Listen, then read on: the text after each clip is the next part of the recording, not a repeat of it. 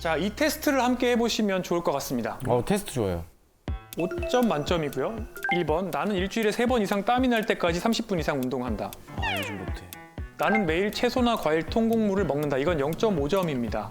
당분이 들어있는 음료를 일상생활에서 마시지 않는다. 나는 일주일에 15잔 이하의 술을 섭취한다. 매주. 한 18잔 정도 되는데 이거 그럼 넘는 거죠. 아깝다. 나는 한 번도 담배를 피운 적이 없다. 나는 현재 정상 체중이다. 1점. 단순화해서 오늘 보여드리는 거고요.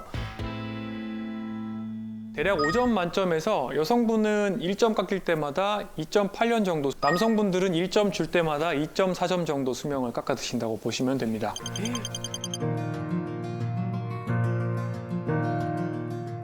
우와. 저는 5점이에요. 재수 없죠. 어머. 근데 저의 체지방률은 15% 미만입니다. 재수 없으니까 그만하겠습니다. 그래서 제가 앞서 말씀드렸던 가속노화의 악순환이죠. 저도 경험했던 겁니다. 어디서부터 시작이 어딥니까? 그러니까 어디가 시작이야 이게?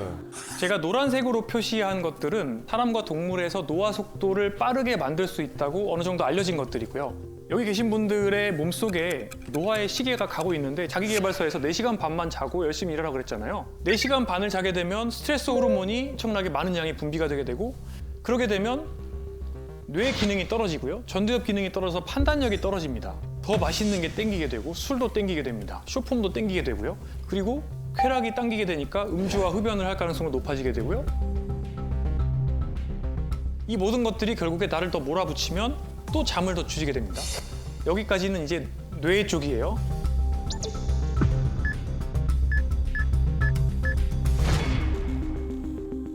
대사 쪽을 봐보죠.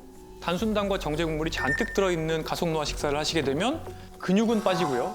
지방은 늘어납니다. 이런 지방들은 정상적으로 우리가 가지고 있어야 되는 피하 지방이 아니라 대사적으로 안 좋은 지방이고 염증 물질을 만드는 지방이에요. 이 염증 물질은 근육을 녹입니다. 스트레스 호르몬도 근육을 녹입니다. 결론적으로 팔다리가 가늘어지고 배가 나오는 ET 체형이 됩니다. ET 체형이 되면은 만성 질환이 생깁니다. 인슐린 저항성이 생기고 혈압이 오르고 몸속에 노화 세포가 늘어나게 되고 이 모든 변화는 여러 가지 노화의 액셀러레이터를 밟아서 노화 시기가 가속되게 되고요. 이 모든 것들이 뱅글뱅글 돌기 때문에 우리가 노화 속도를 관리하려고 하면 여기에 있는 모든 것들을 동시에 다 관리를 해주셔야 됩니다. 어떻게 다 오늘 RT 제가 달겠습니다. 그걸 몰라서 지금까지 내가 그런데 이게 결론적으로는 악순환을 만들 수도 있고 반대로 이제 선순환을 만들 수도 있습니다. 지금 노란색으로 표시한 요소들을 다 관리를 하시게 되면 40대 남성 기준으로 수명이 20년 정도 늘어나는 효과가 있어요. 와. 이미 가속노화를 경험하신 분들도 생활습관 교정을 조금만 하시게 되면 한 2달 정도만 노력하시면 생물학적인 나이, 신체 나이가 3년 정도 젊어진다 이런 데이터도 있습니다. 네, 그래서 저는 이 악순환으로부터 하나하나씩 멀어지면서 또래보다 젊게 느리게 나이 들 수 있는 방법들을 알려드리려고 합니다. 우선 세상에 참 유튜브 틀면 요새는 건강 정보가 넘쳐납니다. 누구는 메가도즈 비타민C를 먹으라 그러고요. 누구는 무조건 걸으라 그러고요. 누구는 잡곡밥만 먹으라 그래요. 맞아요. 홍수야. 그런데 굉장히 단편적인 정보가 많지만 설계도를 그리는 게 굉장히 중요합니다. 생애 주기에 맞게 또는 본인의 체질에 맞게 조감의 뷰를 가지고 설계도를 그려야 돼요.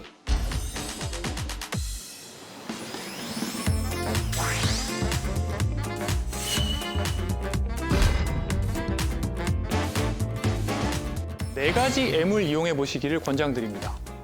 노인의학에서 사용하는 건데요.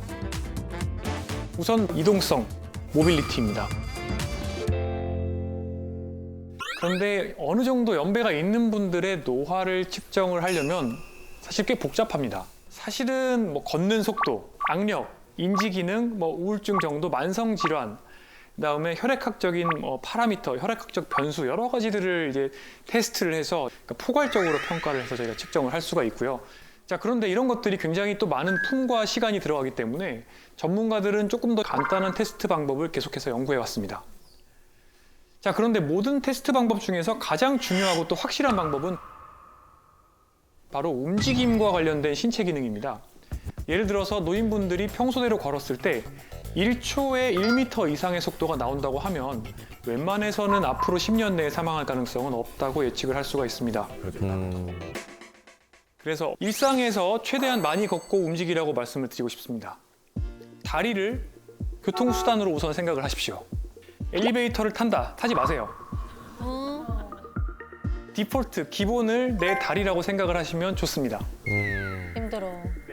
걷기가 주는 효과는 굉장히 대단합니다. 미국에서 진행한 연구에 따르면 하루 걸음수가 1000보 늘 때마다 고혈압, 우울증, 비만, 수면무호 이런 것들이 모두 위험성이 약 10%씩 줄어들었습니다. 오, 많이 줄어든 건데, 10%면. 보통 2000보 정도부터 걷기 효과가 나오기 시작하고 한 8000에서 10,000보 정도를 걸으면 그 이익이 쭉쭉 이렇게 증가되는 속도가 느려지기 시작해요. 그래서 대부분의 사람들은 8000보에서 10,000보 정도는 걷는 게 좋고요. 그래서 요새 이런 얘기를 하죠. 앉아있는 것은 새로운 종류의 흡연이다라는 말도 생겨났습니다. 어머. 여기 다들 지금 흡연자네. 앉아있는 게 정말 좋은데. 선생님 지금 집에 올라가실 때 계단으로 가시나요? 저는 제 사무실이 7층에 있는데 솔직히. 솔직히 대부분 걸어갑니다. 근데 저희 집은 11층인데 여기는 대부분 엘리베이터를 탑니다. 근데 이제 반대로 제가 이제 걷기 운동하라고 잔소리를 안 해도 너무 잘하시는 모범생 분들이 있습니다. 6070인 분들이죠. 큰형님, 누님들. 네. 저한테 오시는 분들 중에 체중이 이제 너무 빠지고 또 근육이 이제 쇠약이 생기면서 저를 찾아오시는 분들이 많아요. 이런 분들한테 운동을 뭐 하시느냐고 제가 여쭤보면 거의 이제 95% 정도 되는 분들이 이제 매일 뭐 1시간 걷습니다. 뭐 20,000보 걷습니다. 제가 왜 이렇게 열심히 걷는데 근육이 빠집니까? 하는 분들이 있습니다. 근육이 빠질 만큼 걸으시니까 근육이 빠지죠. 근손실 나는 거예요, 걸으면? 네. 너무 많이 걸으면 근손실이 생깁니다. 진짜? 잠깐만, 네. 그러면 형님, 누님들 얼마 정도 걸으셔야 됩니까? 그래서 일단은 충분히 잘 드시고 그리고 걷기뿐만 아니라 근력 운동. 다른 운동들을 근력 운동 포함해서 다른 운동을 해주셔야 되는데 아, 같이 병행하시라고. 특히 건강검진하면 막 나옵니다. 당뇨 전 단계입니다. 또는 당뇨 초기입니다. 중성지방이 높아요. 이러면 이제 또 찾아보시고 아 이거는 내가 생활 습관으로 하겠다. 네. 걸으시면서 한 10kg 빼시고 그리고 이제 이제 온몸이 아프고 막 쇠약감이 생기면서 저한테 오시는 거죠. 그런데 이제 문제가 근육의 밸런스가 깨져 있고 관절 가동 범위가 떨어져 있는 경우가 많죠. 특히 이제 50대, 60대 이후의 분들은 그동안 앉아서 일하시던 것들 이런 것들이 쌓여 있기 때문에 고관절 가동 범위가 줄어들어 있고 특히 어깨 관절도 굉장히 딱딱해져 있고 이러다 보니까 몸이 불안불안한 상태에서 운동을 하게 되고 또 정형외과를 가시면 이제는 사용을 하시면 안 됩니다. 이 얘기를 듣게 되거든요. 근육을 만들어 놓고 나중에 내가 중병을 알았을 때 병원에서 20, 30% 근육이 줄어들어도 집에 온 다음에 내가 일상생활 할 수 있는 만큼의 어떻게 보면 근육 저금 통장을 내가 만들어 놔야 되는 거거든요. 그러기 위해서는 미리미리부터 준비를 하셔야 되는데 많은 분들이 헬스장에서 그냥 TV 보시면서 굉장히 천천히 이제 맞아, 걸으면서 자전거 이렇게 운동하시는 타시고. 분들이 많은데 이제 이런 운동을 하시기보다는 전문가를 찾아가세요. 돈을 내고 운동을 배우세요. 그 돈이 지금 아깝게 느끼실 텐데 그게 아까운 게 아닙니다. 점검을 받으시고 내 근육에 어떤 불균형이 있는지를 평가를 받으시고 운동 처방을 받으시고 그 운동을 배워서 매일매일 반복해서 실습을 하시는 게 너무 중요합니다. 이렇게 잘 걸을 수 있는 몸을 만들고 걷고 나머지 운동들을 하시다 보면 90살까지도 잘 걸으실 수가 있어요. 결국에 우리가 걷는 이유는 8, 90대에도 내가 자유롭게 걷고 시장도 가고 친구도 만나려고 걷는 거예요. 맞아요. 요즘 MZ들은 어떤 운동을 좋아하나요? 코비드 때는 뭔가 골프, 테니스 이런 게 좀 유행이었다면 네. 요즘엔 좀 더 사람들 만나면서 같이 할 수 있는 그런 뭐 크로스핏이나 아니면 클라이밍 이런 거 굉장히 잘 돼 있더라고요. 그렇죠. 고강도. 그러면 요즘 중년분들이 꼽는 4060의 운동 트렌드는 뭔지 혹시 아세요? 바로 맨발 걷기입니다. 어싱. 네. 요즘에는 그 집 근처 공원에 아예 저걸 하라고 길을 내놨더라고요. 흙길로. 아 진짜요? 네. 오. 네, 재성 씨 말대로 전국적으로 이제 맨발 걷기 길이 생기는 걸 보면서 또 맨발 걷기가 굉장히 인기가 많다는 것을 실감했고요. 또 제 환자분들 중에서도 하시는 분들이 굉장히 많아요. 하지만 이제 맨발 걷기를 잘못하면 오히려 독이 될 수도 있습니다. 왜냐하면 사람 몸 자체가 원래 원시 시대에 30년 동안 쓰려고 진화가 된 건데 우리가 80년, 90년, 100년을 살아요. 결론적으로 관절의 수명이 어느 정도 정해져 있다고 볼 수가 있는데 아휴. 너무 막 충격을 주면서 2만 보, 3만 보를 찍다 보면 좀 부담이 될 수 있기 때문에 맨발 걷기로 거리를 채운다. 이거는 조금 부담이 될 수 있겠다는 생각을 많이 하고 있고 이제 또 하나의 이제 위험은 결국에 감염이죠. 아무래도 이제 파상풍 백신 뭐 맞고 하시는 분들도 많지만 사실 당뇨 있으신 분들은 괜히 또 당뇨발 생기고 감염증 생겨서 그것 때문에 절단하시거나 이렇게 될 우려가 있기 때문에 뭐 당뇨 있으신 분들은 웬만하면 양말 정도는 신으시고 하시는 게 좋을 것 같고요.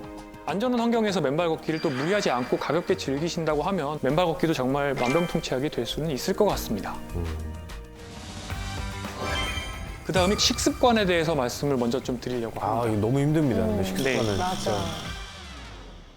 앞서 이제 청년과 중년들이 서로가 운동법을 뒤바꿔서 하고 있는 것 같다라고 말씀을 좀 드렸습니다. 먹는 것도 마찬가지로 이제 세대 간에 뒤바뀌어서 건강하지 못한 식습관을 지키는 경우가 좀 있습니다.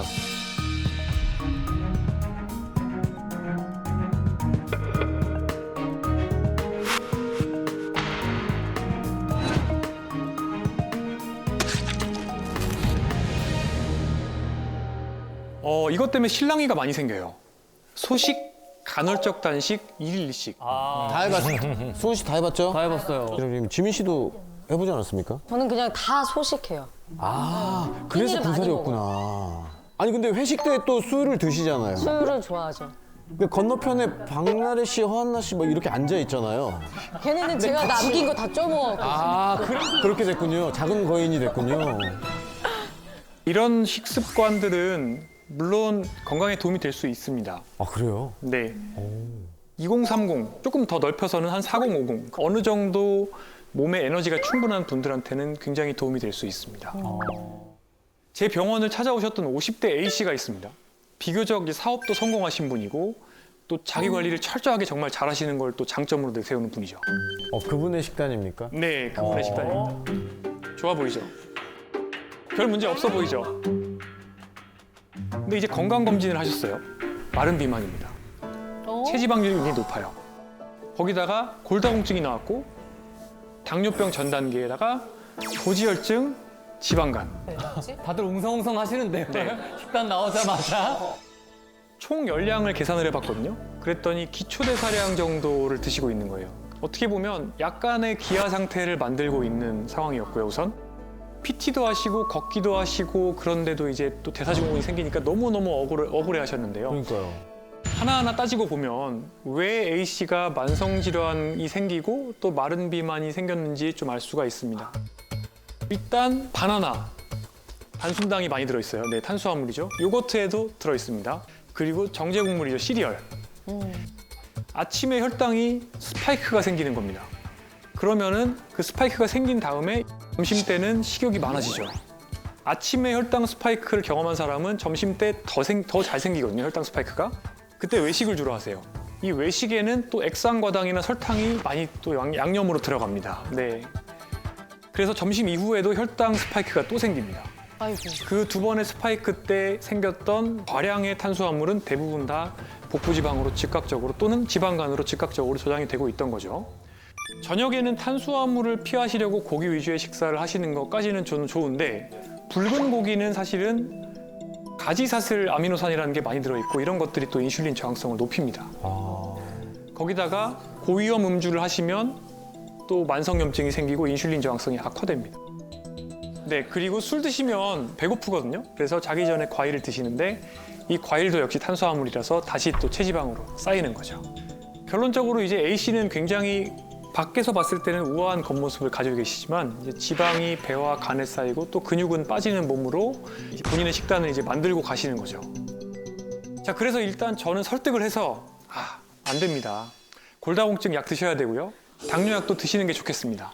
라고 말씀을 드리고 동시에 이제 식단을 손을 봤습니다. 아침에는 일단 채소 위주 그리고 좀 당분이 없는 단백질 위주의 식사로 구성을 하고요. 저녁에는 자기 전에 드시는 과일을 좀 끊자고 말씀을 드렸고요. 또 붉은 고기를 좀 줄이고 그 자리에 이제 건강한 단백질을 넣었고요. 음주량은 한 번에 최대 와인 2잔 정도로 줄여보자고 약속을 했습니다. 점심은 외식 계속 하십니까? 네, 그래도 점심은 어쩔 수 없을 건데요. 근데 사실은 제가 처방한 당뇨약이 탄수화물의 흡수 속도를 굉장히 느리게 만드는 약이어서 혈당 스파이크를 제어를 할 수 있게 되었죠. 또 정작 이제 놓치고 있던 게 열량을 제한을 하셨는데 열량 자체는 좀 더 늘리셔야 됩니다라고 말씀을 드렸습니다. 근데 여기서 이제 나오는 질문이 있죠. 열량을 더 늘리면 어떡하냐? 네, 너무 적게 먹으면 우리 몸이 들어오는 거를 그대로 다 지방으로 저장하려는 그런 경향성이 생깁니다. 그래서 설득을 해드렸죠. 오히려 지금은 기아 상태이기 때문에 들어오는 에너지가 다 지방으로 들어갑니다. 이거가 풀려야 됩니다. 이게 풀려야 지방을 태울 수가 있습니다. 설명을 드렸죠. 3개월 뒤에 어떻게 되었냐? 지방은 500g 빠졌습니다. 오히려 근육은 늘어났고요. 6개월 뒤에 혈당 범위도 정상으로 회복이 됐습니다. 와. 네, 점점 이제 당뇨약도 줄여나갈 수 있게 되는 거죠. 체성분이 바뀌고 몸의 대사적인 특성이 바뀌게 되면서요. 그래서 저는 일단은 60이 넘으시면 웬만하면 고도 비만이 아니고는 살을 빼지 말라고 말씀을 드립니다. 지방도 굉장히 중요한 대사 기관이에요. 지방이 없으면은 인슐린 저항성이 굉장히 심해집니다. 그래서 저는 이분들에게는 단순당이나 정제곡물을 오히려 저는 많이 드실 거를 교육을 하고 있습니다. 이런 것들이라도 드셔서 지방과 근육을 늘리셔야지 결국에는 일상생활 삶의 질도 좋아지고 오히려 질병도 개선된다라고 말씀드린 극단적인 경우도 있는 거죠.